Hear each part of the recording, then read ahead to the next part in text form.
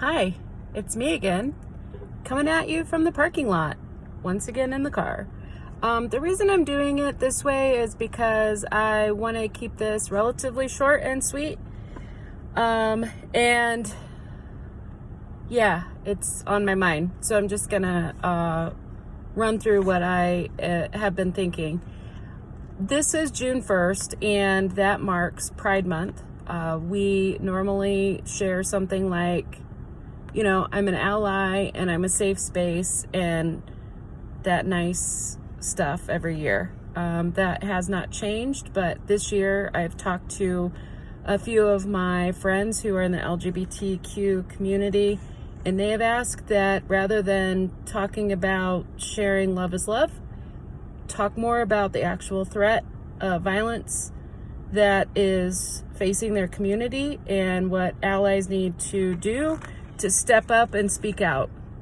So I wanted to do that this year, every day, all the time, but specifically today, shine a light on it.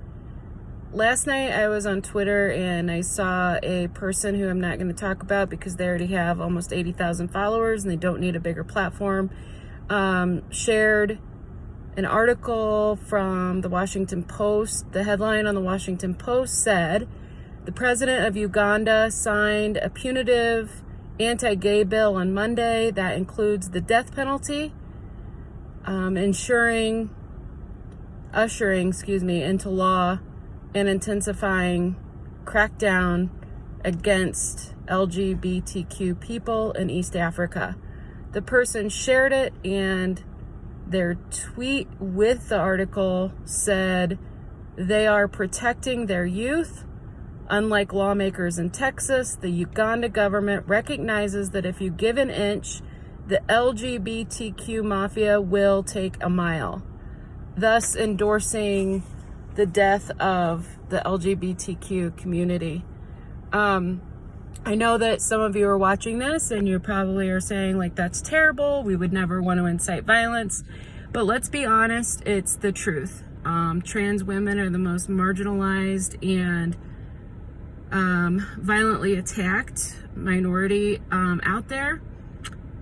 You may not say outright that they need to die, that the LGBTQ community needs to die, but when you talk about them being an abomination, that they will receive judgment, etc., like the rhetoric is often in conservative Christianity, this is the direct reason that the suicide rate among LGBTQ youth is the highest percentage on record. They are taught to hate themselves from a young age because of a way that they were born.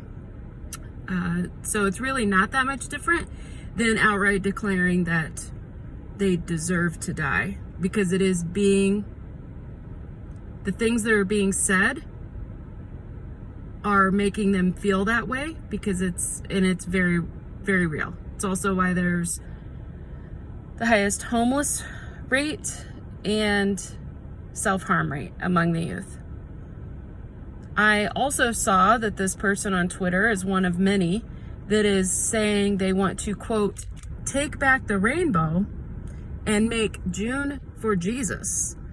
So basically, they are happier about endorsing the rainbow if it signifies when a global genocide took place and the earth had to be repopulated for the second time, according to the Bible, through incest, rather than accepting the fact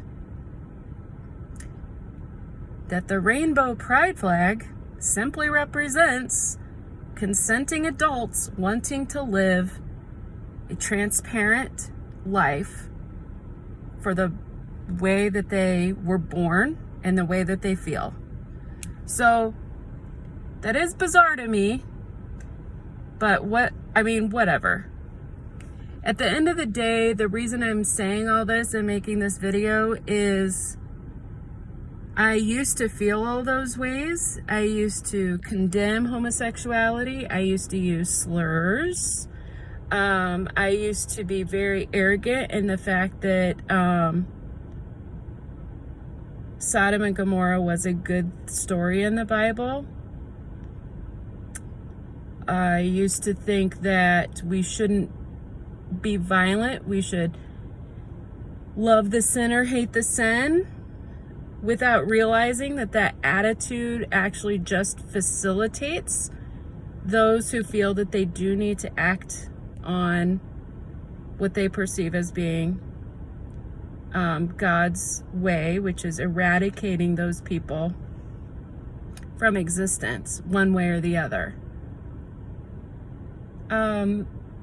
It's embarrassing to think about that now, but it's a fact that I will share because it's just the way that it is. And what it took for me is to actually get to know people, human beings, and ask questions that may be embarrassing, but have conversations and get to a point where I truly feel that human beings are just human beings, and I really don't care who they love. I don't care how they identify. It's not harming anybody, then I will not only support it, I will speak out and speak up for their rights. It's not enough anymore as an ally to just quietly sit back and say we're not going to participate in speaking up for those people or not voting for things that will impact their lives, because silence supports the oppressor, not the oppressed at the end of the day. So I just feel like I really need to not only make my stand clear, but also encourage people that if you feel the same way, like let it be known, not only that you're a safe space, but that you'll go to bat and fight for people that deserve to be fought for. I feel like people love to use the scripture, especially in Leviticus, where it talks specifically about homosexuality. I mean, it's in 1 Corinthians as well, but the one in Leviticus is what people love because they love that they're God of the Old Testament, fire and brimstone. And at the same time, those people who cherry pick that scripture are out getting tattoos and taking their family to Red Lobster for a seafood dinner, which are both condemned right alongside homosexuality. So the fact that so many people use the Bible, they pick what they want, like they're the goddamn salad bar at Pizza Hut, is bizarre to me. There was no one is better or worse. They were all lumped in together. So if you're doing one thing, it's just as bad as the other.